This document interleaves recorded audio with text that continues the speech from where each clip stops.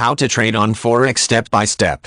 Day traders are people who depend on day trading for their livelihood and are independent, detached from the office routine, and consider day trading to be the pavement to financial freedom. Day trading is not for the gamblers looking for short-term excitements in the markets or the academic researchers who interpret day trading theoretically. To be a successful trader in day trading, you need to have the strong mind, solid discipline, and IQ.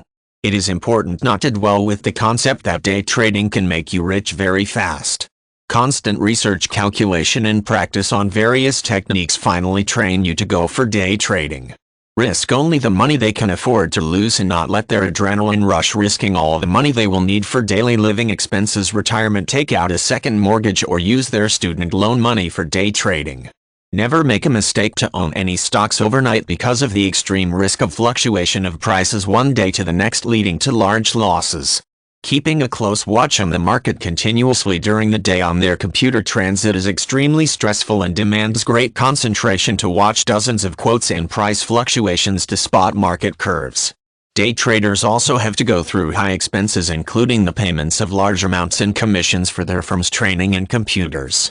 Day trading strategies demand using the leverage of borrowed money to make profits proves to be disastrous when they lose all their money. Believing advertisements that screams quick and sure profits from day trading will be fool of you.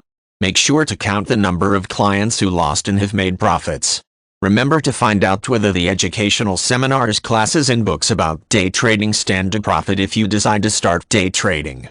Check out day trading firms with your state securities regulator by calling your state securities regulator, and at the same time collect information about the problems if the firm has ever faced.